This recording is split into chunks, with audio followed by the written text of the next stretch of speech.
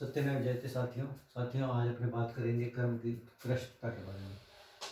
कैसे किसी कार्य को उत्कृष्ट विधि के द्वारा किया जा सकता है, और मैं आपको एक कार्य रूपी वाक्य के द्वारा भी इसको समझाऊंगा। तो सबसे पहले अपनी बात करेंगे कर्म के बारे में। कर्म है क्या चीज़? कर्म है कोई भी कार्य करने का मंतव्य। कोई भी कार्य कर रहा है मनुष्य, तो उसके पीछे उसका भाव क्या है, मंतव्य क्या है। आपने देखा होगा बहुत से लोग हैं जो अच्छे कार्य करते हुए देखते हैं, लेकिन उनकी दुर्गति होती है बाद में उनकी दुर्गति हो जाती है। वो क्यों हो जाती है दुर्गति? क्योंकि उनके पीछे उनका भाव उचित नहीं था, और जो भगवान है वो भाव के अनुसार ही फल देता है, ना कि कार्य को देखकर। इसलिए कार्य कर्म का मतलब है कार्य का मंतव्य है, कार्य के प्रति भाव। और जो निष्काम कर्म की अवधारणा दी गई है उसको गलत तरीके से बताया जाता है, फल की चिंता ना करें। फल की चिंता ना करें, लेकिन उसका पूरा मतलब ये है आप नैतिक कार्य करिए। आप नैतिक कार्य करिए, फल की चिंता मत करिए। आप नैतिक कार्य करिए, सही कार्य करिए, जो आपको लगता है सही है वो कार्य करिए। आप फल की चिंता मत करिए, जिससे मुझे नुकसान होगा, इसका क्या फल मिलेगा मेरे को। आप अपने स्तर पर नैतिक कार्य करिए या स्वार्थ रहित कार्य करिए अपने। गीता में भी इसको स्वार्थ रहित कार्य करने के बारे में बताया है, गीता साल के अंदर। तो अपना स्वार्थ ना मिक्स करें उसमें, आप नैतिक कार्य करते रहिए और आपको उचित फल प्राप्त होगा। अब हिंदी में कारक हैं, कारक वो कर्म के कारक हैं। उनको अगर आप कर्म कार्य के साथ जोड़ेंगे तब आपको पता लगेगा कर्म की उत्कृष्टता के लिए कौन कौन से कारक जिम्मेदार हैं। तो अपने सबसे पहले लेंगे कर्ता। कर्ता स्वस्थ और मानसिक रूप से सुदृढ़ होना चाहिए। कर्ता के दो गुण हैं। तो जो कार्य को करता है वो करता है। उसके बाद कर्म के प्रति भाव, ये आपने बचपन में भी पढ़े हैं, और लेकिन मैं आप इनको अर्थ सहित बता रहा हूँ आपको। कर्म कार्य के प्रति भाव, कार्य के प्रति जो भाव है वो कर्म को बताता है। कर्म आपका भाव, जैसे अपने ऊपर यहाँ बात की थी, कार्य के प्रति भाव। फिर आएगा कर्म, कार्य हेतु साधन।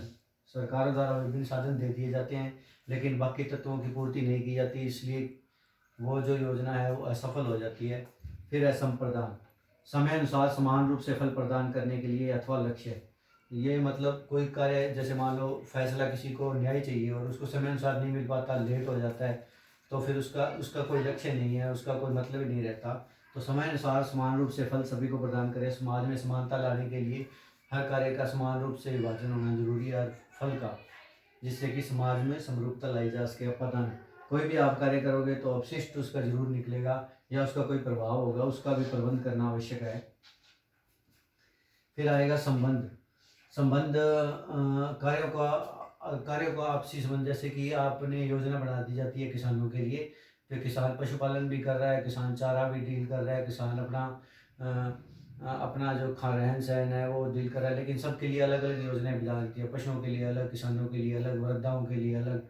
इससे क्या है, बिना संबंधों को ज्ञात किए हुए जब ऐसी योजना बनाती है तो वो विफल हो जाती है। लास्ट में है अधिकरण। करण तो था साधन, और अधिकरण उससे श्रेष्ठ है जो, वह कार्य करने का तरीका। आपके पास चाहे कितने ही श्रेष्ठ साधन जरूर हो, लेकिन अगर आपको तरीका नहीं पता तो आप अपने कार्य को पूर्ण रूप से नहीं कर पाएंगे। और अगर आपको समूह में कार्य करना है तो आपको संबोधन उच्च रखना पड़ेगा। दो प्रकार के संबोधन है, हे उच्च संबोधन है, अरे निम्न संबोधन है। जैसे आपको सम्मानजनक बोलना है तो हे राम ऐसे बोलेंगे। अगर आपको निम्न बहुत संबोधन करोगे तो अरे अरे अरे करोगे तो वो अगले के मन पे उल्टा प्रभाव पड़ता है। अगर आपको ग्रुप में कार्य करना है तो आपको उच्च संबोधन का प्रयोग करना चाहिए। अभी मैं इसका एक वाक्य लिखूंगा और उसके द्वारा आपको समझ में आएगा।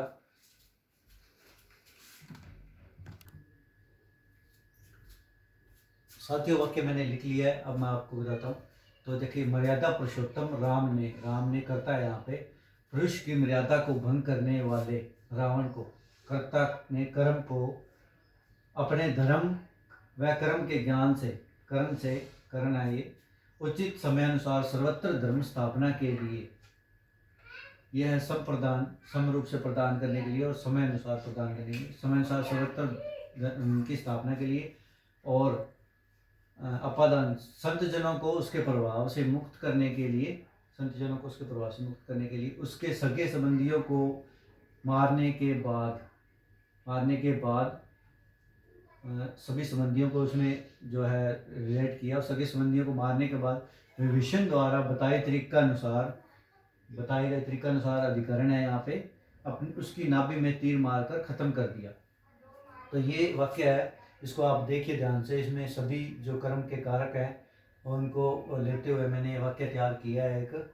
इससे आपको समझ में आ जाएगा कि कर्म की उत्कृष्टता कैसे प्राप्त की जा सकती है। कर्म की उत्कृष्टता ये तो एक वाक्य में, अपने वाक्य में इसको प्रयोग करते हैं, और इसको जीवन में प्रयोग करेंगे तो आप अपने कर्म के उत्कृष्ट, आप अपने कार्य की उत्कृष्टता, अपने कर्म की उत्कृष्टता को प्राप्त कर पाएंगे।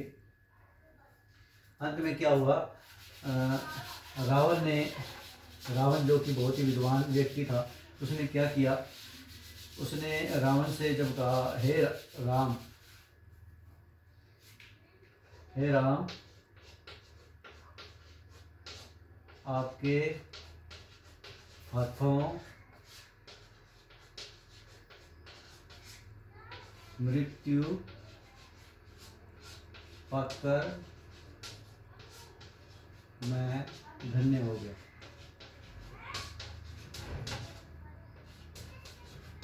तो राम ने यहाँ पे उच्च संबोधन का प्रयोग किया, वो विद्वान था, और उसने कहा कि मैं आपके हाथों मृत्यु पाकर धन्य हो गया। तो आप समूह में काम करें तो सबको सम्मानजनक तरीके से बुलाएंगे तो उसका उचित प्रभाव पड़ेगा। और मैं आशा करता हूँ आपको ये समझ में आएगा। फिर भी मैं इसके डिस्क्रिप्शन में कोई वीडियो डालूंगा महाभारत से या रामायण से लेके, तो आप उससे देख कर जरूर समझ पाएंगे। ओके, वंदे मातरम, धन्यवाद।